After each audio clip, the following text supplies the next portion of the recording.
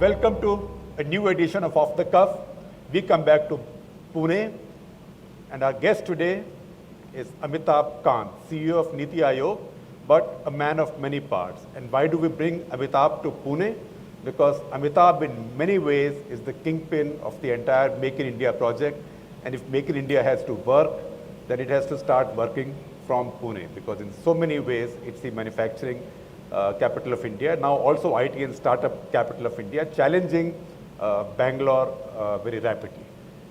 And because we know the stature of Amitabh Kant and we know the stature of Pune, I have to have a partner, and who else can be my partner than redoubtable Rahul Bajaj. Rahul bhai, thank you very much for sharing the burden of this conversation with this gentleman. But time will tell.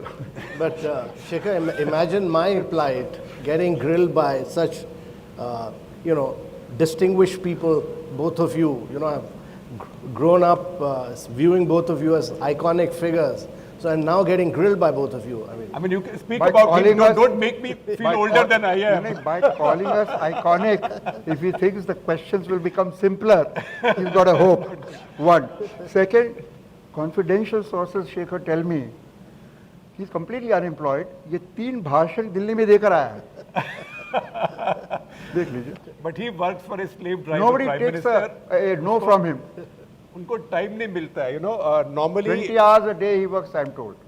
This must be very inefficient, no? People finish their work in 6 hours a day. अब ये 20 hours करता है. But they can't all be like you, na? You your children at work. I've been kicked upstairs by both the children as non-executive chairman. तो काम ही नहीं है मेरे पास. दुनिया घूमता हूँ, मजा करता हूँ. So Amitabh, आप बताइए, because he says आपके पास काम नहीं है. आप ये बताइए कि what is it that you do? What does the CEO of Niti Aayog do, and what's your own agenda and charter? We're trying to ensure that आगे चल के काम ना हो, because we were in the midst of this 5-year planning process, and one of the big disruptions that has taken place in India is to get away from this planning process. 5-year plans, annual plans, allocation of resources, all that socialist era mindset, all that has been scrapped, all done away with. So what the government has done is to have a 15-year vision document, a 7-year strategy, and a 3-year action plan, which has been put out in public domain. And the intention is that the government should just act as a facilitator, as a catalyst, make India extremely easy, simple, try and ensure that private sector, people like Rahul are able to create, and his sons are able to create wealth for India. So that's the intention. So in this job, you've headed the industry department also. Yes. DIPP, yes. And before that, you've done tourism and all kinds of things. Coming to this... In God's own country. In God's own country. In God's own godless country at this point. CPM led. But coming to this central pivotal position, what's the biggest surprise you had when you looked at the processes of the government? Well, I think the key thing was that we've made India, over the years, a very, very complex, very complicated, very difficult place to do business in. So we need to totally unshackle all that. And I think several new measures have been taken, goods and services taxes in that direction. There was no way for exiting, so startups were finding it extremely difficult. Bankruptcy law is in that direction. I think bringing down the number of forms for import and export from 11 and 9 to 3, you can register a company in one day. But I think the big ticket thing that's happened is that, India is a very large country. It's bigger than 24 countries of Europe. So really, the challenge is in making your states extremely competitive. And the good thing that's happened is that we've started making the states compete. We've started ranking states. We've started naming and shaming states. So that's a very good thing for ease of doing business. The first year we did this, Gujarat came number 1. But the very next year, Telangana dethroned Gujarat. And I think the remarkable thing was that Jharkhand and Chhattisgarh, they made revolutionary changes, and they came number 3 and number 4. So if the eastern part of India starts creating wealth, where there are real resources, mineral resources, if that becomes easy and simple and starts creating wealth, then India is in for a big change. So what's the most important thing the Prime Minister said to you when he put you in this job? Well, I think make Niti Aayog work. I mean, he said that I'm posting you there. From doing, he's become planning. Did he want to come here? So Sach bata do. he said it was a new institution. He was doing away with Planning Commission. Niti Aayog had been in existence for a while. So when I was to go somewhere else, when he posted me, his objective was that Niti Aayog should become a very vibrant, very dynamic institution, and it should move away from the mold of Planning Commission. You know, get away from all these regulations, get away from this allocation of resources. And I think that's a good thing that's happened. What about his question? That do you like moving from doing to planning? Well, I've really enjoyed myself here. You know, it opens up this whole large canvas of trying to make radical changes across the board. So we worked on, and my view is that you can't take India into 21st century with 19th century institutions. So we worked on a Medical Council of India, we worked on UGC, we worked on AICTE, we're working on health, education, which according to me are very critical. It's impossible to take India to a high trajectory growth rate if you're not able to improve your infant mortality, maternal mortality, if you're not able to improve the quality of your education. You know, we've been able to provide access of education, but the quality of education remains very, very poor. Class 5 student is not able to read class 2 mother tongue or not able to do subtraction, addition in maths. And I think this canvas is so large that you know, it's multidisciplinary in character. So I'm really enjoying it. I'm loving it. Rahul bhai, you're letting him No, get away. The whole Amitabh- point is I have to ask you nice questions, you have to ask him tough questions. I was going to ask him start with a very, very nice question. पर आपने ये सब ऐसा शुरू कर दिया कि वो क्वेश्चन तो मैं भूल गया. Next nice one. हाँ, तो नेक्स्ट नाइस वन इज हमारी आदत बड़ी अच्छी है. वो फुल क्लास में हाफ हाफ हो तो full glass half full glass तो मेरे को दिखता ही नहीं है, कभी नहीं दिखा, एम्प्टी दिखता है. अरे कोई गवर्नमेंट है या कोई मैनेजमेंट है, अच्छा कर रहे बोल के दिमाग खराब कर रहा है, उसका सिर और सुजाना है. गाली मत दो, वो करने में मतलब नहीं है. उल्टी का जो चाहते हैं आप करना, गाली देंगे तो करेगा ही नहीं. परसुएट कर्म करो. बट बिल्कुल ही सच कमेंट्स एंड क्रिटिसिज्म, बिल्कुल ही क्रिटिसिज्म भी नहीं बोलते. Suggestions will not be acceptable, then there is a problem. इन्होंने कहा गवर्नमेंट कम करो, ये करो, वो करो, सुन लिया हमने. This was the aim. Maximize good governance, minimize government. अभी क्या हुआ बजट में? क्या हुआ? पूरी इंडस्ट्री क्या बोल रही है? इनको मेरे से ज्यादा मालूम है. इनकम टैक्स ऑफिसर्स को क्या पार दे दिए. आपके घर आएंगे, सर्च करेंगे, सीजर करेंगे, रीजन भी नहीं देंगे, नहीं उसको मिस यूटिलाइज नहीं करेगा. किसको बेवकूफ बना रहे हो? बड़े बड़े लोग ऐसा बोल रहे हैं. Minimum government. एयर इंडिया क्या कर रही है? वो गवर्नमेंट तो लेफ्ट ऑफ सेंटर थी, पाल रही थी. मैं जब चेयरमैन था 86, 89 इंडियन एयरलाइंस, और रतन टाटा थे एयर इंडिया के, कोई दूसरी एयरलाइन नहीं थी इंडिया में. तब भी 89, 90 when I was there, वो हमारे कारण नहीं, in spite of it, Indian Airlines made a profit. The point is, people were good. It's the political interference which made it bad. And if there was a strike, even though that's for the elite air travel, but you would have been in a problem. Today, do something. If somebody said they'll go on strike, I said great, no problem. If they go on strike, it will solve the problem. They'll never be able to make that company work. उसको disinvest करके कोई solution नहीं है. Privatise, और कोई खरीदेगा नहीं उसको, इसलिए उसमें डिटेल्स है. No you have to get of the date. You have to get good VRS to get out of the people, and then somebody will buy it. It has a lot of goodwill, it has a lot of assets. So वो क्यों नहीं, आप वो नहीं करते, आप privatise भी नहीं कर, डिसइन्वेस्टमेंट ही नहीं कर रहे. प्राइवेटाइज कहाँ करेंगे? कहाँ कम गवर्नमेंट हो रही है, लेबर पॉलिसी कुछ कर नहीं रहे. अरे इससे ज्यादा पावर कब आएगा? पूरा लोकसभा, थोड़ा सा कम है वो भी 2-3 साल में राज्यसभा में भी आ जाएगा. आज नहीं करेंगे तो कब करेंगे आपकी government?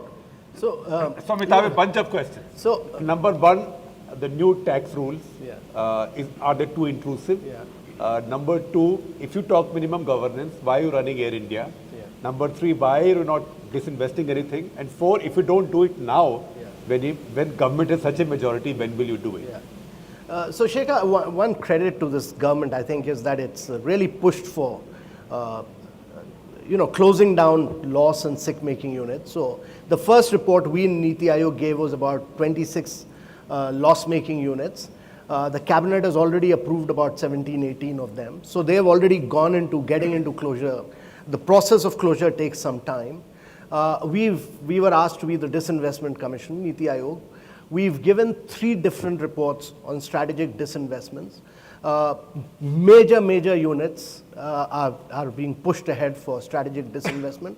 A lot of work on this by appointing transaction advisors has been done by the Department of Disinvestment. And I think the critical point which he was making was about Air India. I think that's one of the issues which is being examined right now. It's being subjected to debate and discussion. One view is that the country should invest on health and education rather than on buying planes. And in any case, Air India's share has come down very radically to a low level of just 14%. So today, Jet and Spice. So there are many airlines. And taxpayer ka paisa ja raha bhaiya. Yeah. So government doesn't get money. It doesn't fall from heaven. So Amitabh knows it much better than I do. So Rahul has even his brother-in-law knows it better than I do. Anami Roy.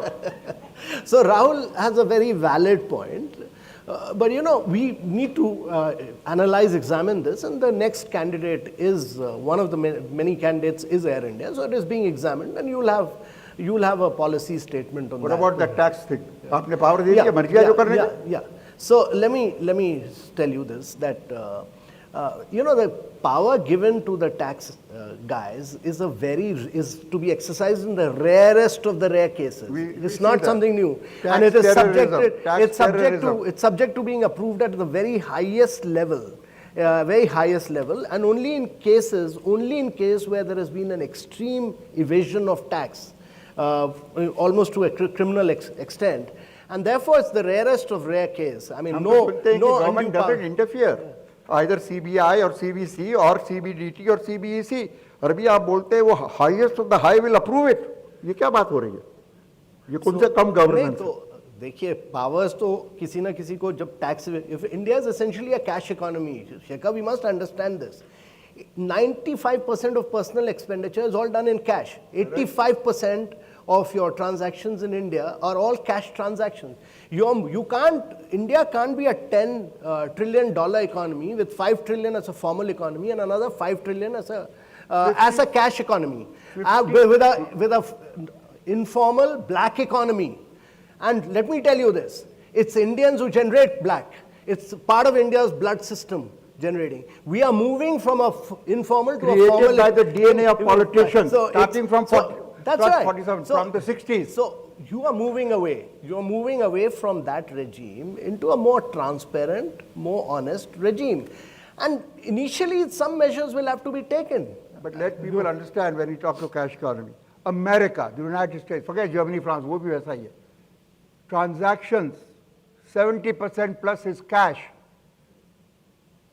Everything's all tapes, this, that. Most of the taxi drivers may have a credit card machine, but everything is cash.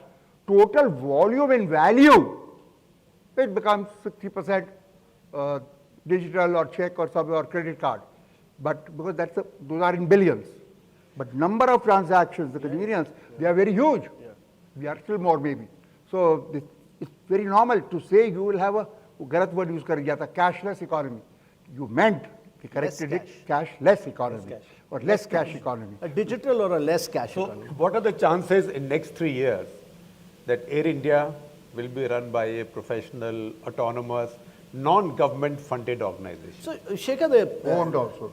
जब तक ownership रहेगी कुछ नहीं होगा. No, Shekhar, the government's intention is to get away from business in many of the cases. I think the Prime Minister has made that very clear, that government should be a facilitator, government should be a catalyst, it should focus on improving quality of social services rather than running businesses, unless and until it's a strategic business.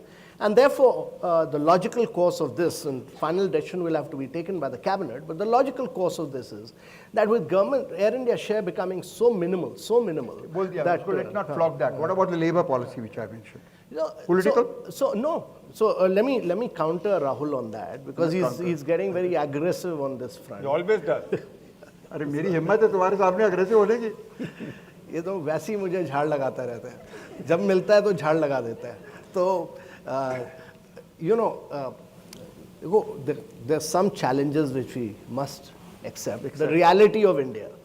And that is that this government has got a majority in Lok Sabha. It doesn't have a majority in the upper house. It tried to push through the Land Acquisition Act. Finally, they said that the states will push it. On the labor, a lot of easing has been done in terms of bringing the number of registers down, putting all of them into 4 blocks, etc. But I think the big ticket labor changes will happen in states as they have started happening in Rajasthan, Madhya Pradesh, many other states. And I think... No, but none of those help big companies. Only up to 100 or 300 employees are the but most. Rahul, I think... It's good. It's Yeah, good. no. So my view is that on the labor side, it will be a graduated, it'll evolve over a period of time. I mean, politicians will have, many chief ministers will pick up the courage to go for the big ticket thing, as Shivraj Chauhan has done, as Vasundhara Raje Scindia has done. And I think the challenge really is in creating this huge competitive spirit among states, that you push for reforms, you will get the benefits of this. And many states have started doing this. So you will see Chandrababu Naidu doing this, you will see this happening in Telangana. I think that's the route to take. Don't expect everything to happen from center. Many of these changes, That we agree. will happen from the states. No, but large number are your government. So my view is that eventually at the end of the day, India needs to create 10 or 12 champion states. If 12 states grow at 10% plus, India is going to grow at 9 to 10% over a long period of time. So big challenge is, out of the bigger states, create 10 states which grow at high rates over a long period of time. You know, that reminds me, I'm sorry Shekhar, but you are the one who should be talking. But these people who are waiting from 7:30 to almost 8:30, तो उस बीच में वो हमको पूछना शुरू किए questions. I said, you are asking the wrong man. The man is going to come. वो सारे जवाब तो आप देते हैं ना. हम कहाँ से देंगे जवाब? वो हमको पूछ रहे थे, कुछ लोग बैठे हुए हैं सामने यहाँ पर, कि एक जीडीपी ग्रोथ रेट इंडिया का जो है ये 7%, 8% छोड़ो, 7.2, 7.4, ये किधर से आ रहा है? I mean, farmers are suffering. The industrial growth is very bad, very poor. और कोई भी चीज़ देखो, how do you rate this economy? Or FDI is very good. Our inflation is very low. GDP growth, which every politician is talking about, after that indices changed, थोड़ा सा doubt आ गया. I personally don't have that much of a doubt. As far as continuity is there, I'm not too worried. But people are asking, is that a correct this thing? और उसके बाद जब इतने positive है FDI, this is positive है, तो credit growth नहीं है. Why is industry not doing well? Why is private sector investment not coming up? Because there is no lack of demand. And that's why what the whole country is talking about is employment. It's so bad employment. So I'll The economy doesn't show the juice of 7.5% growth. Yeah.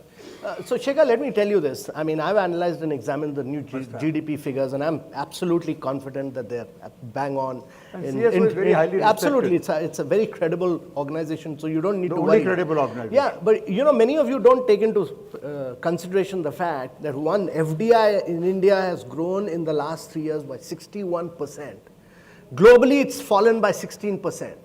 Number one. Number two, have you taken into consideration that your road sector in the last 3 years has grown year by year by 32% plus? I don't know how much, that's the best minister in this cabinet. Okay, so good. And there is also Piyush. Yeah, okay. Power So and coal. let me tell you this. Have you analyzed, I mean, we've just done this outcome presentation for the Prime Minister. I realized that railways has grown by about almost close to 35% year by year. You've not taken that into consideration. Yeah, in terms of new works.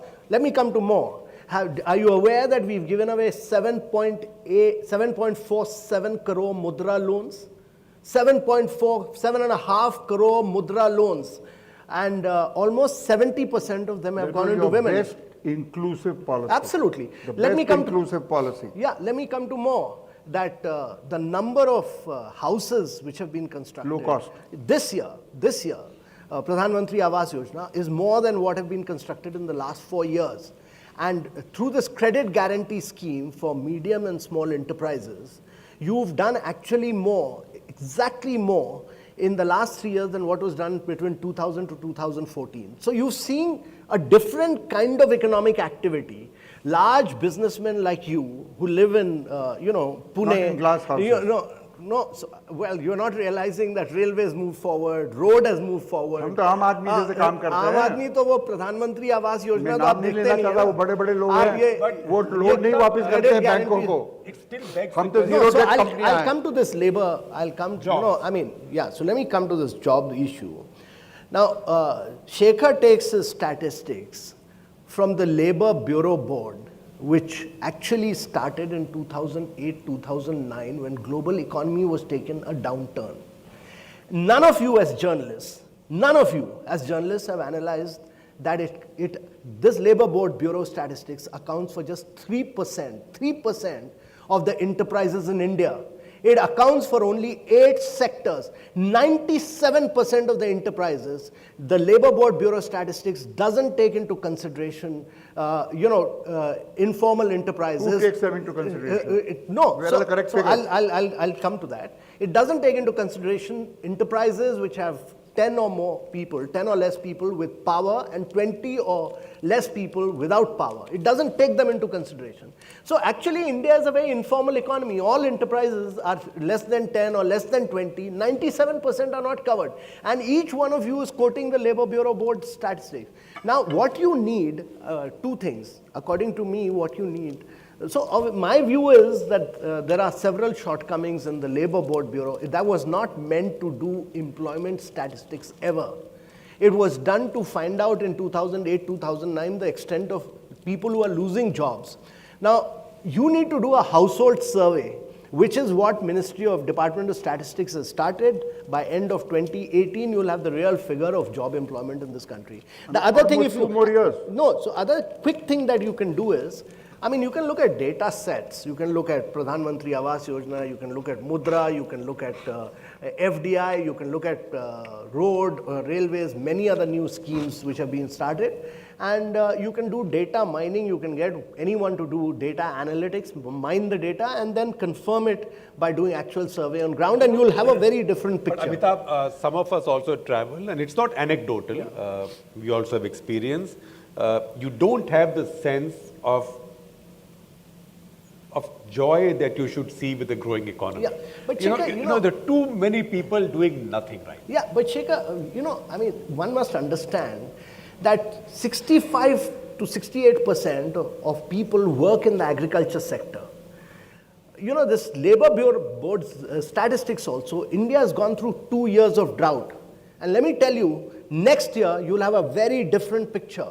That's a changing picture, you'll have a totally different picture. The third is, which is very important, and I must confess this, that the nature of job itself is changing. Manufacturing is getting highly digitized, and therefore we need to train our people to become very highly skilled, and they will be highly paid if we create a new type of skills amongst our people. The nature of job creation itself is radically People have been talking all over the world. Computerization हुआ, ये हुआ, वो हुआ, jobs गए. By and large, उससे ज़्यादा आ गए.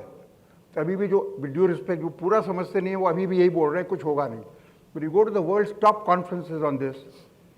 What I find, I may be wrong, please correct me, Amitabh. The general view is the technology, whether it's artificial intelligence, Internet of Things, somebody was saying, or everything under the sun, driverless cars, etc., is so fast. You're going to lose a lot of jobs. The kind of thing he said now.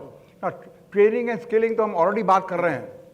It's not easy. It will take a long time. It will take a long time. So, ये जो jobs जाएंगे internationally, nobody says it will be all lost. But I have not heard top people in World Economic Forum. Are you using? Is your company using robots as yet? Of course, long time. Long time. Will be increasing only. See, partly because wages are rising, but more than that, you use that. Unlike in the West, where you want to do it to reduce number of people working, which is not that much of a requirement, except sometimes you are worried about unions and worried about this labor policy, which will take time now, as we understand. But the point is that quality, etc., comes also with automation. But let me ask you with that one of the nice questions. नहीं तो मेरे को बाद में बहुत ठोकेगा. नहीं, but Rahul, since when have you started being nice towards me? अभी देख लो. Because you are in Pune, special treatment. You मैं see, तो this one has आया- been known as a development-oriented, progressive, who delivers on the goods, outstanding bureaucrat. Without fear of serious contradiction, amongst the best bureaucrats alive today in this country. What is one, the secret of your success? And second, Amitabh, why are you the only, I don't want to use a dirty word, I was going to say bloody one. Why are you the only one? What about other your colleagues? अब उनको साथ में क्यों नहीं लेके चलते, उनको पीछे रख दिया सब. ये पूरा बहुत गलत फहमी आप फैला रहे हो. ये बिल्कुल सही नहीं है Rahul. You are a gossip monger. ये ना, let me tell you, all my colleagues, the silos have been totally broken down, and all my colleagues are doing outstanding work. I mean, you look at each one of the sector, from finance to revenue to education to coal, all of them are doing outstanding. Power, each one, or railways or road, each one of them is doing an outstanding job, and many of us are working together. So, I mean, you can't give credit to any one individual. It's all a team work right now. There's an element of exaggeration, but not inaccuracy in what I said. Satish Mehta. So you will ensure that I lose my job. Then you can join me, no? Problem He's kya? trying. 5 times the salary, problem kya? You don't need the money, I know that, but still.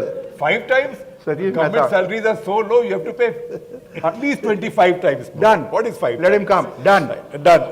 Public mein commitment. Public may offer. Satish Mehta, CEO Epicure Pharma. Sir, we have a balance of payment problem with China. And many times I feel that we are financing the China-Pakistan economic corridor because they literally take $50-60 billion from us. Is the government having any plans to correct this situation? Because China is the biggest problem that we have. Question number one. And second question, we keep on talking about reform.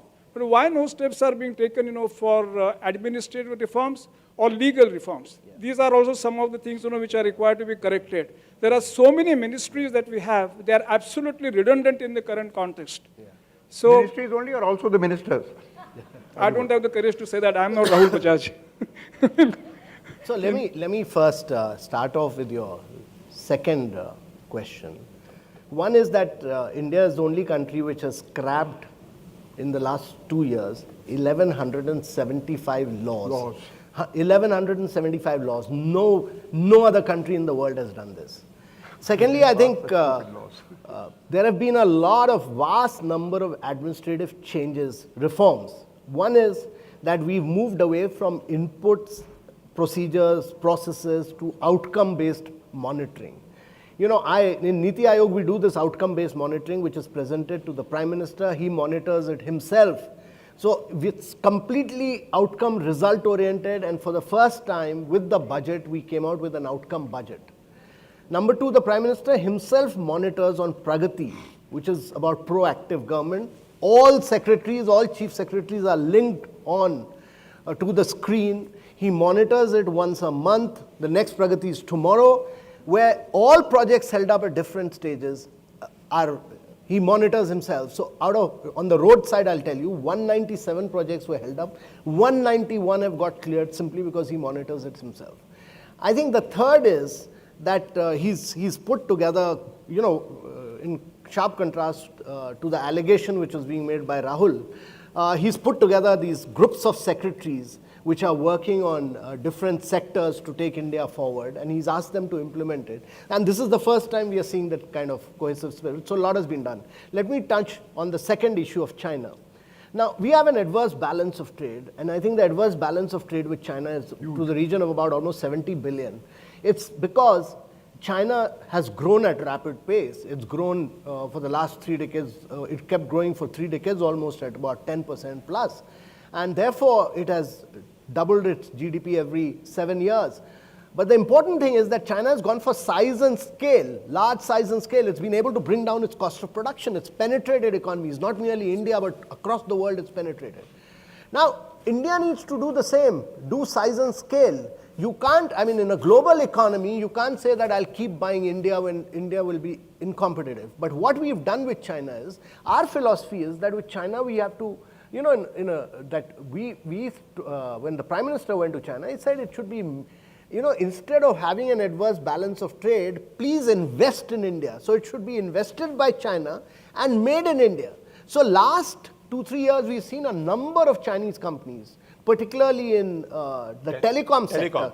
A whole lot of telecom companies. We've had the Wanda Group coming here. We've had Alibaba coming here. We've had investments into Paytm. Many of these companies. A lot of Chinese investment is now coming in. Now, we need to maintain that momentum. And my personal view is that over a long period of time, when China has major investments in India, it will have a huge vested interest in ensuring that there's peaceful relations between the two countries.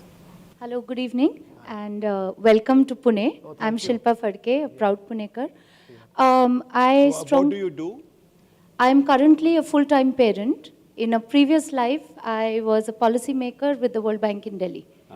I strongly believe that for Make in India to succeed, there must be a culture of think in India. And by that I mean not technological expertise.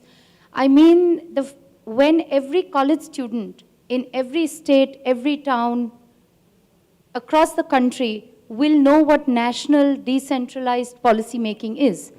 So in which budget announcement can we expect more schools of economics, social, policy making to come up instead of burdening the already overburdened IITs and NITs and ESERs to now take up economics and public administration?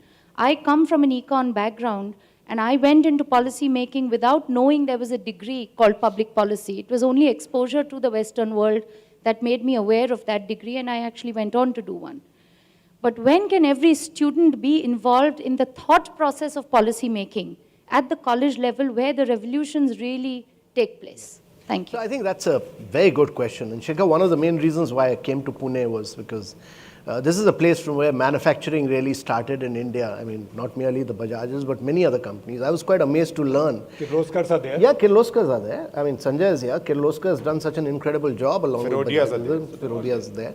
But you know, Ericsson actually came here in 1903. The first wave of Swedish, German companies came much before independence. And then again, the second wave came in 1940. So you've had the best of companies from across the world doing this here. To this question, one of the things we've done is this year, we've supported, my view is that don't wait for college. You need to restructure the whole school education system. The school is where you need to make the mind far more thinking and move away from just books, make innovators out of your children. And one of the things we've done is under the Atal Innovation Mission, we've supported 500 tinkering labs in schools through a challenge method. And, we've class 5, class 6 students, class 9, class 10 students, all have got, they're playing around with robots, they're playing around with 3D, they're playing around with artificial intelligence. And I think this year we're going to support another 1,000 students. One of the challenges we are facing is that we are not getting good mentors. We want companies, we want young people to be mentors to the school and radically transform the landscape of India. And I think, the big challenge for us is that, the Western world has always been innovating. It's been innovating for drones, for planes, for defense, etc., for driverless cars. These are not the challenges which India faces. India faces challenges of providing water, arsenic and fluoride-free water. It faces the challenge of education. It faces the challenge of keeping your cities clean. How can you make a flyover in 30 days? And I think those are grand challenges which India needs to spin out, involve the whole world, not merely Indians, but the whole world to find solutions to the problems of India. And if we are able to find solutions to the problem of India, then we'll actually be finding solutions for the next 7 billion people of the world who will be moving to middle class in the next 2 to 3 decades. So restructuring the mindset at school level is really the key. Good evening, sir. My name is Kedar Sabani, and I am a chartered accountant, and I work very closely with a lot of startups. So I had one question with the data. Today, less than 10% of applications that have been made for getting the exemption under the tax, only 10% of startups are only eligible for tax incentives. So any feedback that you have taken, because on the ground the realities are completely different, where they need more of working capital than tax incentive. So first they have to earn money to pay taxes. But today, with a lot of taxes, input tax, MAT, and everything. They are not able to do that particular thing, and they are not able to achieve it. So any thought or any feedback that you have got and any changes that are expected post 2015 announcement of Startup India? So, If I may add to that, if you see the Startup India laws, rules, they've been made by somebody, by some abominable no man in Delhi, who never wanted this to succeed. Because those terms are so onerous that I don't think many companies have succeeded in getting that status. And he's right, tax exemption is of no value for a startup. Yeah, so Shekhar, the point is that we have about 19,000 startups, and it's growing and expanding, and I expect India to have about 100,000 startups in another 4 to 5 years, irrespective of the tax exemption. Now, the tax exemption given is for 3 years out of a period of 7 years. Now, many of those applications that have come in have not been properly drafted, not accompanied by chartered accountant certificates like people like you have not done due diligence or something. So what has been now decided is that all these startup applications will be, you can apply again and again and again till you get approval. So I think the objective is to make it more and more flexible. There's a lot of learning on the startup. But it's other question that, forget about tax exemptions because that causes complications. Yeah. Just address our other problems. So a fund of fund has been created, a hand-holding, Invest India has started this movement of a startup where you can hand-hold, they act as a facilitator, they act as a catalyst. Government has said that you don't need experience for buying. Government will buy your product as long as you meet the quality standard. You don't need 3 years of experience. So a lot has been done under the Startup Action Plan, and that's why, actually startup movement is really amazing, and we have these Seth brothers here who've done great disruption in agriculture. If you look at the health field, what Consio Medical or Mitra Biotech, which relocated from Silicon Valley into Bangalore, or many other tremendous amount of stuff. Shardul Seth, can you stand up and identify yourself? Just stand up there. So these two have set up a farm startup. Agri startup, what do you call it? AgroStar. So we are co-founders for a startup called AgroStar, which is basically an ag-tech startup helping farmers improve the yields and grow better quality crops. That's what we're using a lot of technology. We're using data and simple technologies like just give a simple missed call and talk to a BSc Agri graduate to improve your yields is as simple as that. That is what we are building. And just to add to the gentleman's point earlier, 4 years ago when we started, banks didn't even know and they were not even talking startup kya hai? Versus today, when we are going, at least managers are sitting, they're talking, they all know what a startup is. There is for us to choose our battle and fight it. But certainly there is immense amount of awareness and people are more respecting that, okay, you are doing a startup, let us at least listen to what's the innovation. So is there something that one of you would want Amitabh to get done in Delhi? So one quick, again, question that we had was, as a startup, general perception is to be away from the government, right? Because you're a startup, your own house is not in order. Away from the government. Yeah, right? And your own house is not in order being an early stage company. Would you still recommend startups to approach the government and ask for help? With a fear that apna khud ka thikana nahi hai, should we actually go and ask for help? No, so my view is that if you want to succeed as a startup, just keep away from government. That's the best. That's the best thing you can do. I think that's the reason for 4 years you stayed away. And you've succeeded. You've been a rock star startup simply because you've kept away from the government. The second thing is, to those who are here, I must say that allow startups to fail. Failure is a very integral component of your startup movement. I mean, if you don't fail, there's nobody in the startup world who hasn't failed and then succeeded. Indian parents hate their children to fail. And, unless and until they don't fail, they'll never succeed. So allow them to fail, they'll succeed. Second time, third time, fourth time, they'll succeed. But Indian psyche has got to get used to this aspect of failure. 99.9%. Yeah. But Shekhar, you saw this the young Indians are all full of energy and positivity and vibrancy. And Rahul का जो pessimism है ना, वो वहाँ से थोड़ा इधर transfer करना बहुत ज़रूरी है, young India का. Actually, वो pessimism है नहीं, लेकिन since you gave the microphone to your brother, let him talk also for a minute. Do you also have a question for him or something you want him to do? or not do? So the only thing I want to add to Sudhanshu is that we stayed away. We failed. We failed actually twice, and then the idea that we have now seems to be working. We still have a long way to go. The last 5 years, we've consciously said that, look, we will do this on our own, and we don't need external or government help. Very honestly, last 2 years, associating with Mr. Kant earlier few times, generally talking and seeing what other leaders in the government are doing, I'd say that our fear is a lot less. I think just 5 minutes or before this started, he was very open and said, "Come to Delhi and tell me what you're working on. Let's figure out how we can help." So I think that has never happened to our friends and family and in the past. So I think that open communication, the confidence. So is there something that you would want him to do now, or do you have a question for him? I don't have a question for him right now. I think there is a lot of work that the Modi, Mr. Prime, Modi is talking about for us increasing farmers' income by 2020, and we can be an aid in that, or we can be a facilitator or a catalyst in that, and I think we need to kind of sit and figure out how we can be of help. So I think that's something we would work together. Want to respond to that? No, Shekhar, this ambition to double our farmers' income by 2022 is doable. But it requires, technology, it requires, a lot of digitization in our mandis. It requires us to do away with a lot of middlemen who, the agriculture sector is riddled with middlemen talking on behalf of farmers.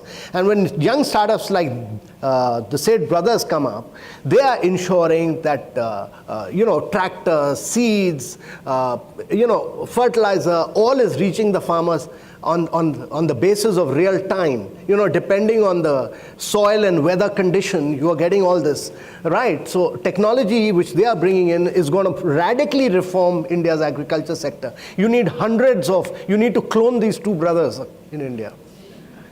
That's a startup. Sanjay Kirloskar.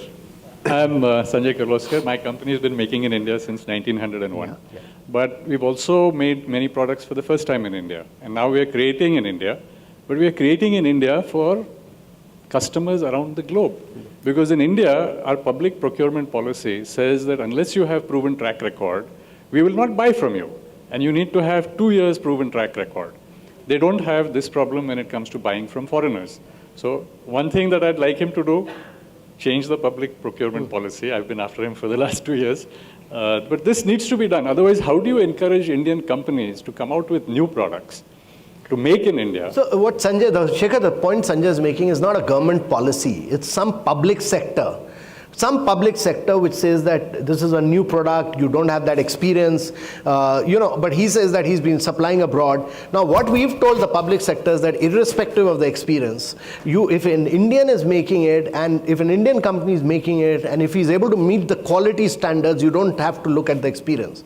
So I think that issue is almost on the verge of getting sorted out now. And we are determined to sort it out. The whole philosophy of Make in India is, and now with this Mr. Jaitley having opened up the defense sector, manufacturing for local companies, you will see a lot of manufacturing ecosystem moving forward. Amitabh, before we have a question from there, since he talked about your colleagues, we saw a policy paralysis for about 5 years in the government under UPA 2. And one of the reasons was that everybody thought CBI will come. And when CBI comes, there will be nobody to protect me. You think that fear has become less or more, particularly in view of what happened just the other day in the courts in Delhi? Coal Secretary. Former Coal Secretary. Chairman of IDBI. So Shekhar, let me first say that I've known Mr. Gupta, and he's a man of impeccable integrity. H.C. Gupta, former Coal Secretary. Former Coal Secretary. He's a man of impeccable integrity. I mean, if there is an honest officer, it's him. Agreed. Second is that we take thousands of decisions. As Secretary DIPP, I must have issued thousands of licenses. The Prevention of Corruption Act, as it is drafted today, says that anyone you've caused a pecuniary advantage. It's not that you've made money or you've caused a pecuniary advantage to yourself, but you've caused a pecuniary advantage to Mr. Sanjay Kirloskar or to Mr. Bajaj, I will be hauled up. Now, any decision that I have taken causes a pecuniary advantage. Now, this government has realized it. It is so I'm interrupting you. Would you agree that the previous government, under pressure at that point from the anti-corruption movement and the movement, put that toxic amendment in Prevention of Corruption Act, which the entire parliament passed, including the BJP, because that was the move. Yeah. It's totally flawed. And that amendment should go. Yeah, it's totally flawed because two reasons. One is there has to be mens rea. Do I have the intention to Commit a crime. commit a crime? Number two, have I made money? I mean, I've made a procedural mistake. If I make a procedural mistake in 10,000 decisions that I take, subject it to an administrative inquiry, but don't subject me to a criminal inquiry and make me go behind bars. And once you do that, then the good thing is that this government has realized it. It's moved an amendment. It's passed one of the houses. It's going to the other house, and I think hopefully we should have a change. Subject to legality, will this government, when Mr. Gupta, of course, will appeal, it's a very lower court which has done it, without violating any laws, because today that was the law, Corruption Act. How can this government help? And I 100% agree with your description of Mr. Gupta, though I personally don't know him. Yeah. So it's not really for the government. Many of us, many of his colleagues, all of us who feel CBI had wanted it withdrawn, even earlier, but the court did not let But it. now when he appeals, it's only the court will decide. Court, I'll be the last to say government should interfere. They should not, they cannot, they should not. But the CBI or whoever is the agency will be prosecuting him, no? So Rahul, many of us, and the judgment has actually not said that He's made money. He's made money. The judgment has merely said that there has been a lapse on the file. And therefore, many of us who feel strongly about it, many people in service, all of us are collectively trying to assist and support, and we'll do our best for that. Question there. Did I see Milind Kamble somewhere? He's right there, yes. Hello everyone, good evening. My name is Tejas Pathak and I recently completed Masters in Environmental and Water Studies from UNESCO IHE in Netherlands. We wish to understand a little bit more about the policies and plans to improve the water and wastewater sector, its infrastructure, research and training, and relevant city resilience in India. Say rather than individual work in Swachh Bharat, individual work in Amrut, can there be one united single policy framework? Yeah. On the So regional again, level? a very, Shekhar, very pertinent and a very good question and all these great questions are coming from young people here. Water is going to be a very major challenge for India, and how we confront it is a very major, big issue. Well, one of the good things I've seen in recent times is that states have started doing some amazing work. The Maharashtra Chief Minister has driven a radical change in water. Rajasthan, Madhya Pradesh, great innovative work is happening on water front. And, we have come out with an outcome-based monitoring of water. We've laid down 28 indices on which we'll monitor the performance of water. Please have a look at that on the net. It covers wastewater, it covers piped water, it covers drinking water. Many of these areas are covered in this, and you will get an answer to your solution. It's a complex issue, but all the answers are provided in that water composite index, which is available on the net. Milind Kamble, you know him? इनको कौन नहीं जानता? He's one of the founders of Dalit Indian Chamber बड़े of महान Commerce. व्यक्ति हैं. Yes, absolutely. He's my mentor, Amitabh Khan ji. He's one of those who says Marx is not the answer to Manu, markets are. ये हम इनके साथ काम किया हमने. दो तीन बातें हैं. एक तो for financial inclusion and social inclusion, this government is doing commendable work. Basically, I represent micro, small and medium enterprises, and in that bottom of the pyramid, which is called scheduled caste and scheduled tribe enterprises, and which number is near about 80 lakhs in the country, which is not a small number. Just you mentioned Mudra. Mudra did a commendable job. In the last financial sector, near about 80 lakh people are the beneficiary of the Mudra loans. This is one, and another Stand Up India, which is need to be pushed more because it is not reached to the people, and which is a very good scheme. So I request your strong intervention in the Ministry of Finance to push the Stand Up India scheme. One thing, I am heading our co-chair India-Malaysia CEO Forum. So fortunately, मुझे Malaysia का understand करने का मौका मिला, तो उसमें there are small ticket size of tenders और contracts 30 crore, 50 crore या 100 crore. They are only for the Malaysians and their Bhumiputras are reserved. No other company, abroad company go there and quote some of repair works or small ticket size of contract. So they are taking care of their SMEs in the country. So my question is, in a Make in India, in a big road project, so many multinational companies are coming, they are doing a big work and making a money and going back. So in a defense sector, we have made 30% orders should be given to the local SMEs. So similarly, we need to take into the all segments, whichever MNCs are coming in India and doing work, the 30-40% work should be given to the Indian SMEs. It is very much needed because it's a concern to create how to good job. We all aware that in the worldwide there is a phenomena of jobless growth, and this segment MSME can push that they can create jobs in the country. So need to be even more focused on the MSME segment in the country, which is a backbone of the Indian industry. And do you suppose India going back to an MSME reservation of sorts? No, firstly, Shekhar, I'll tell you that, a lot of job creation is happening in the MSME sector. Actually, that's the sector which still remains buoyant. And so I'm a great supporter of, because large companies are not creating jobs. And there's several studies which demonstrate this, that it's either startups or MSMEs which are creating jobs, and India needs growth with jobs. And therefore, we need to support MSMEs. We've supported them through different schemes. We supported them through Mudra loans, 7.47 crores, enterprises were assisted through different mechanisms under Mudra. We expanded the corpus of the credit guarantee scheme, so which has led to almost a 6 times increase in lending for MSME sector. And we will continue to support, and I'll look forward, I'll examine your suggestions. You've made another very good suggestion relating to Malaysia. We'll examine that.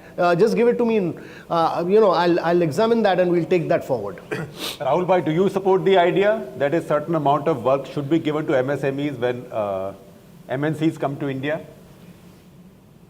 See, all that Amitabh said is not a direct answer. What he said was MSME creates employment. I will add words to your mouth. It provides exports. The other ones showing growth rather than the large industries.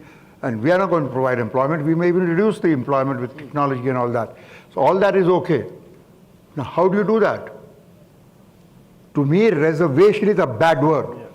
It is against merit. But we have in our constitution for the weaker sections, Dalits, whatever, we have reservation. But it was for 10 years. Now we are only 69 years. It's political. You provide them opportunity. As they said, equality of opportunities that is required.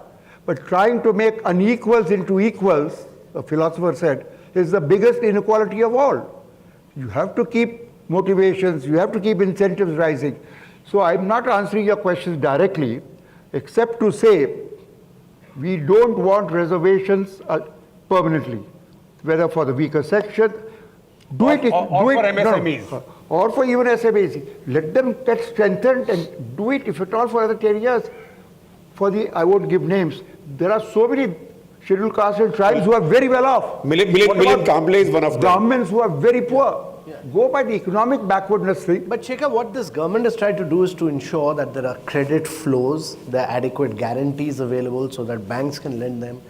What we have to ensure is that, and my view is that we should make them get rid of all the bureaucratic procedures, ensure that banks are able to lend to them. That is correct. They should make them more and more competitive, and they'll excel, like Milind Kamble has done. They will all excel in due course. Professor Majumdar is a doyen of education not just in Pune but nationally. By International University. Sir, there is a lot of talk about reforms in higher education. And you just mentioned government wants to reform University Grant Commission. We would like to know how far reform structure has come. Because many regulations at present, they are strangulations rather than facilitations. Will you kindly enlighten us? UGC, AICTE, and MCI. Yeah, and establishment of world-class universities and allowing colleges to become universities.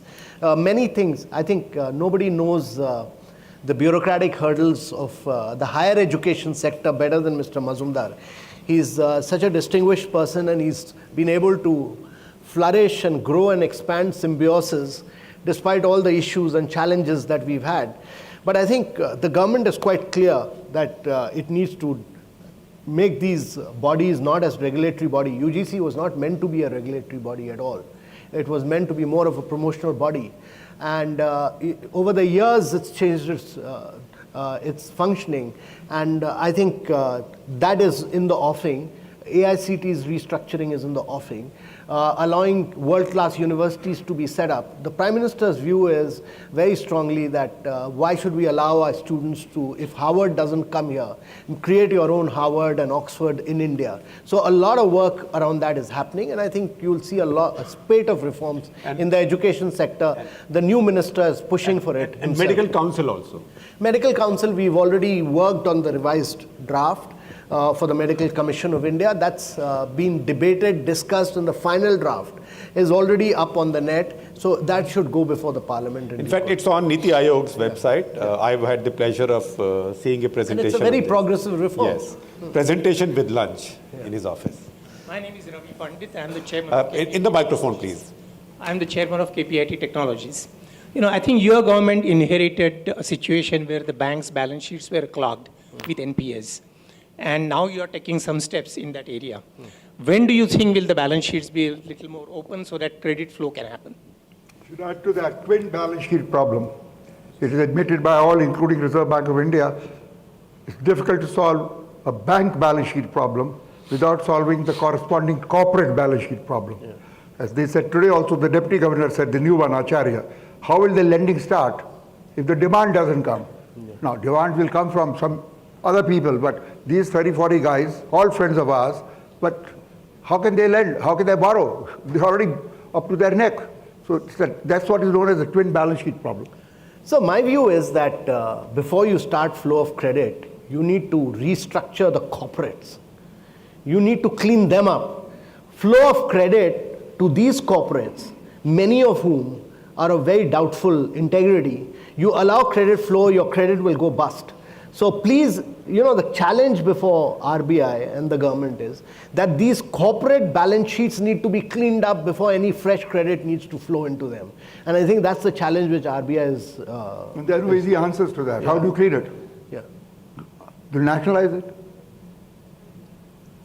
Take it over? You should take the equity and lender should take the equity and sell it. It is how much haircut, that's the whole joke. For the last 10 years that's going on. Some bold, corporate ka hona chahiye. What Shekhar is saying is, what Rahul is saying, government taking over is not the answer. Correct. That's not the solution. The solution... we just had a little exchange on the sidelines. Yeah. When he said the question is how much haircut. Yeah. So I said, आजकल haircut नहीं मुंडन होता है. Yeah. So he says बैंकों का नहीं होना चाहिए, corporates का पहले होना चाहिए. बिल्कुल. So you need, that's what I'm saying, you need to clean up, they're habitual offenders, many of them. Many of them have deliberately ruined their balance sheets. And I think you need to clean this up. You need to send a message home. You need to bring in discipline into this. And, that will ensure that in future, you don't end up with similar problems. So before we open the tap, this restructuring of companies is critical. And many of those happen due to, and I have no friendship either with the Congress party, UPA or the BJP. I'm a completely independent guy. It happened because of many phone calls also. Agrawal was that kind of guy from IFC probably. So the question is to get these guys correct. There are a few cases in power and steel sector, again he will know much more than me, which are perhaps to some extent for genuine reasons. For policy reasons. Yeah. But there are others who could get hooks and they siphoned off, company डूब रही है, खुद अमीर बन रहे हैं. those people should be put in jail, I've been saying for 5 years. Yes. So my name is Ankit Bhargav. I'm part of a group called AP Global, and one of our flagships is Sakal Media Group. We belong to a different breed of entrepreneurs who are typically called entrepreneurs, and we are more focused on impact-based businesses. So, having impact as well as profit, right? Now, from that perspective, so we have done several proofs of concept, and a startup within an established group has much more chances of success as compared to, a startup which is bootstrapping, right? So from that perspective, is there a way, like startups are being monitored across the country, these kind of startups within established groups who have a higher rate of success and can actually afford to do impact-based work, is there a way that Niti Aayog is looking at replicating these models across India? Is there an institutionalized channel through which we can approach for replication across? So one is that what you're saying is basically you're referring to social innovation by established groups. Now, we don't differentiate between startups. I mean, if you're a startup, you're a startup. And therefore, what we've created within Invest India is a separate hand-holding group for startups, which will, handhold them, because there are a lot of genuine issues. Many of them get into the valley of death, and therefore you need to assist them with financing, technical support, buybacks, marketing, ensure that government buys their products, all that. All that hand-holding is available. Take the address from me, get in touch on the net, go and seek the support. In addition to that, they've started doing for all the people here, many young people here who want to do a startup, there are huge, very quick, compact learning courses which this Invest India started. Please benefit from them. Rahul bhai, you have a macro question, I believe. Well, many of those present questions are also macro, but this is, depending on how one defines it, macro. Your views, I think we would all like to hear of what's been happening for the last 12 months in the world, especially in the developed world. We were taught for 30 years, preached, globalization is good, this is good, free trade is good, la la la la la la la la la. Now Brexit happened. Then Bernie Sanders almost came very close to Hillary. Then Mr. Trump won. Then Mary Le Pen did not win anywhere near. She was, actually, Emmanuel Macron did much better, but Wilders in Netherlands. Luckily, the extreme rightists did not win, but they are very much there. They are very much there. I'm of the view, and Amitabh will give his answers, that the world has shown globalization has been good. Poverty has been reduced in sub-Saharan African countries, emerging markets, developed world, everywhere, without going to details. There's no time for that. But it had many rough edges. Increasing inequalities among nations, within nations, and within companies. Indiscriminate immigration. Why did Trump win? Many reasons, but the major single reason is those white guys, factory workers who were not educated. They said for 20, 25 years, adjusted for inflation, our wages didn't increase, our employment didn't increase. And they see the bankers, they see the hedge fund people, $700 million. So globalization has benefited everybody. There's not us. We are in millions, they are few. So those kind of things, indiscriminate immigration goes even against me, H1B and this and that. But the other extreme is America first of Mr. Trump. That's no solution. Then I say India first. And in conclusion, before I ask the question, about 94, something came up called Bombay Club. Have you heard of that? 15 members. You know the main conspirator. Main conspirator. 15 members. We sent 15 people signed. I can give some names, unfortunately. Harishankar Sighani, Ashok Jain, father of Vineet and Samir, etc. All those guys, everybody was there. The ones who mattered. They got phone calls. This was when Finance Minister was Manmohan Singh, 1994. And Montek was Finance Secretary. Phones went to everybody.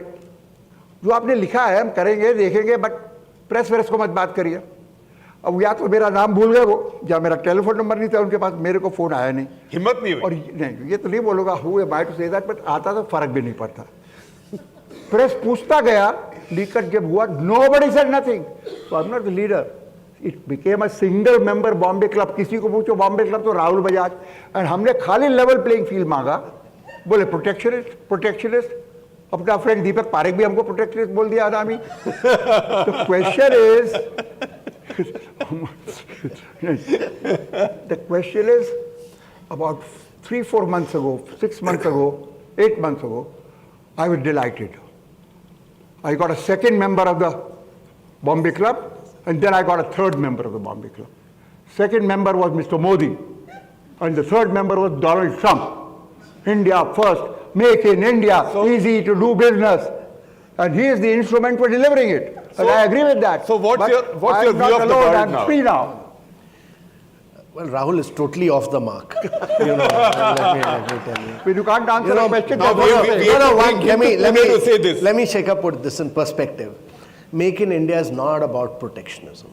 Of course not. Make in India is about making India an integral part of the global supply chain. हम भी वही बोल रहे थे. And Make in India is about making India competitive. If it was about protectionism, Shekhar, we would not have opened up our FDI regime in defense, in railways, in construction. हम नहीं बोल रहे हैं. We opened it up. Now, I am a great, let me tell you that despite Brexit, despite Trump, I am a great believer in globalization. And, globalization has lifted vast segments of population above poverty line. Japan, China, Korea, all have grown on the back of globalization. Without that, poverty would not have been lifted. It's India's opportunity. India must be a champion of globalization. India must drive growth. India must have a positive perspective of penetrating global markets. That's critical. India must produce to size and scale. We can't keep saying that we are looking for our domestic market. We must understand this, that the challenge is in exports. What the value you get is 10x of what you get in the domestic market. So Indian manufacturers must produce to global size and scale, like Rajiv is doing. I export 40% of my production. And export and penetrate global markets. And don't even talk of protectionism. India must go out and champion globalization and penetrate global markets. That's where the big bucks are. My name is Kumar Gera. I'm from the real estate sector. We have a real estate development company. No question has come up on that subject.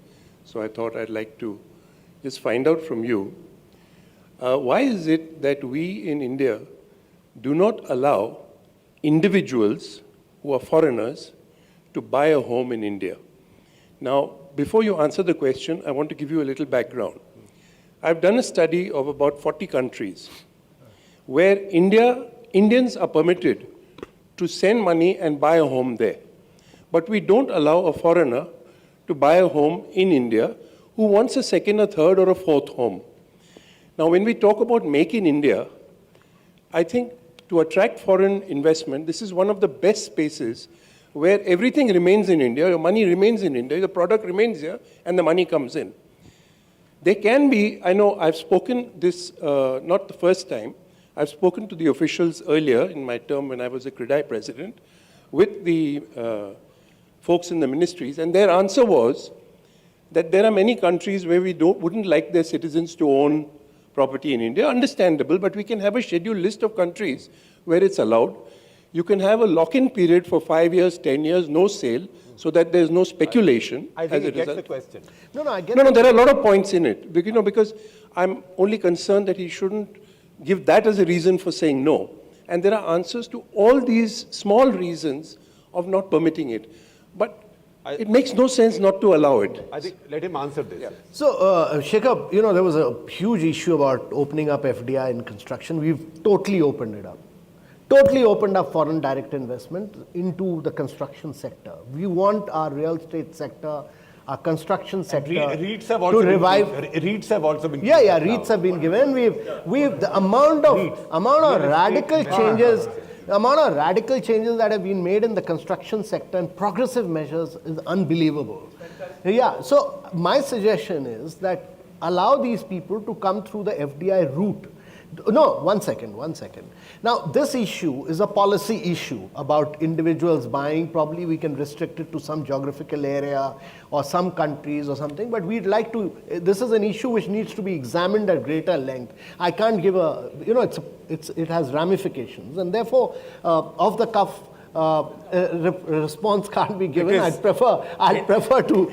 This conversation is called off the cuff, but no, you are not supposed to be off the cuff. No, I am totally liberal at this, but this has very, very far-reaching implications. And I would like to really it has to be discussed in Atul the Chorodia, government. can we get the microphone to Atul? So we are a real estate company, but our main main hurdle in real estate growth is actually number of permissions. So 70% of our time goes into getting permissions from one table to another table. So India is the only country, maybe you require something like 82 permissions before you start the project and about 45 after you have completed the project. So if you really want to do housing for all, the government really has to do, in a true sense, one window clearance by cutting down the permission processes. So Shekhar, first of all, I totally agree with Atul on this, that we've cut down the huge number of permissions for manufacturing, for export imports, but real estate is highly, but it's an issue with the state governments. Huh? These are all permissions required from the state governments. If you look at the global competitive index, there are two parameters on which we are 183 and 185. One is construction permissions, and second is enforcement of contracts. Yeah.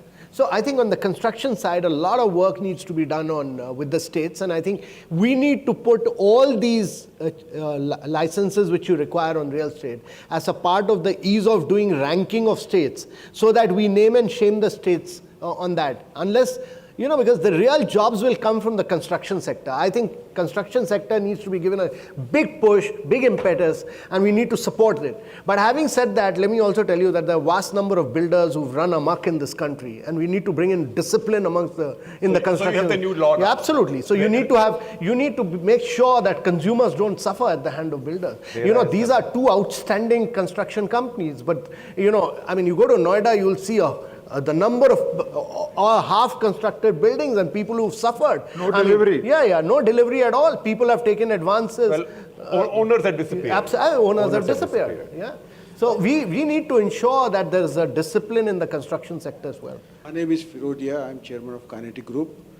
And I'm also member of CSIR Research Council.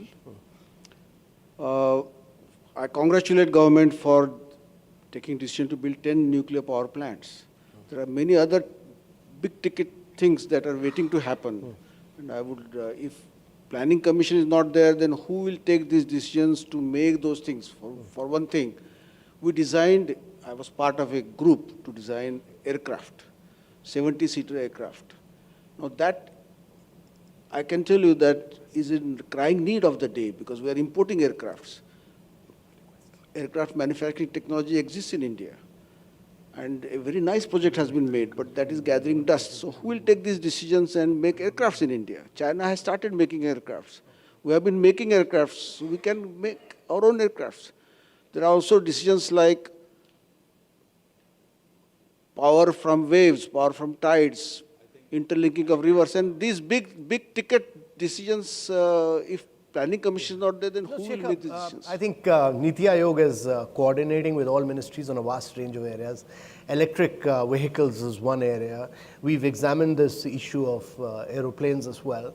We've pushed for change in a vast range of new areas of growth. That's very much the mandate of Niti Aayog, to work with different ministries to push the limits of innovation. And the big change will come with defense manufacturing, even in aviation. Yeah, exactly. You're bang on that. And now that the defense policy is getting opened up for manufacturing in India, you'll see large-scale manufacturing in India, because what we were importing will... Many technologies will come. Many technologies.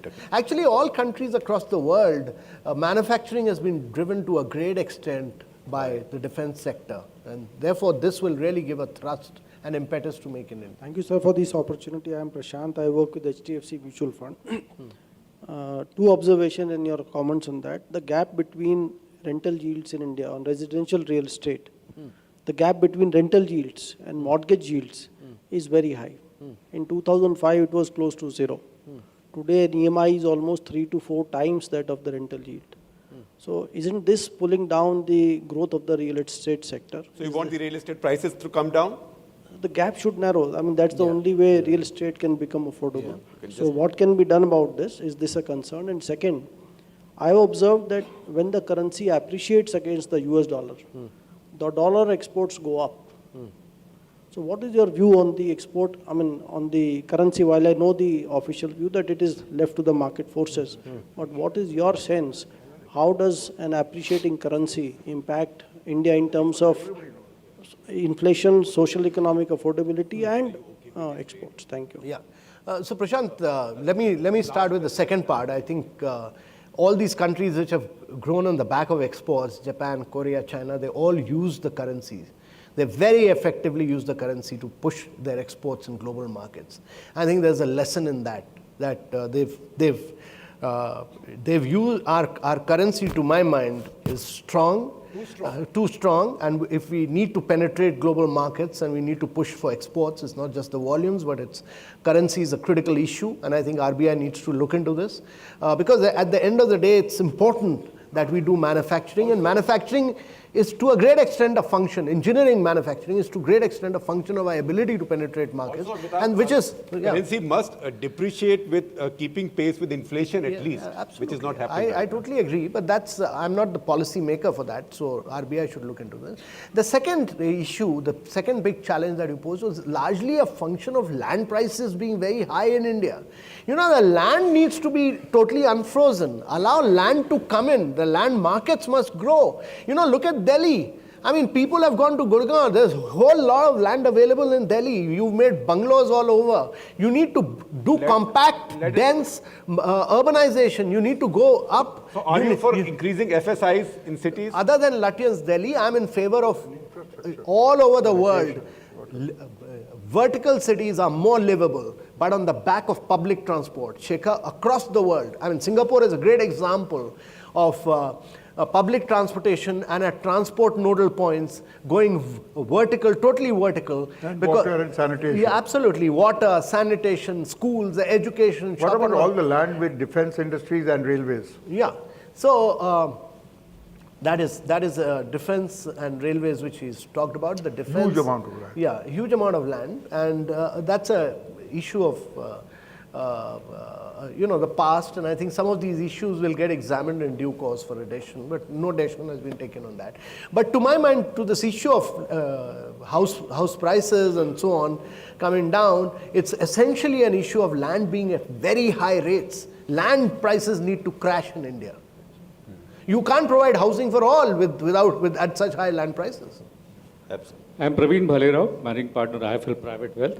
My question is about job creation because it's important for looking at the demographics of the company. I've been grilled for about 15 minutes on job creation already. This is a bit different question. You want to end up also on this?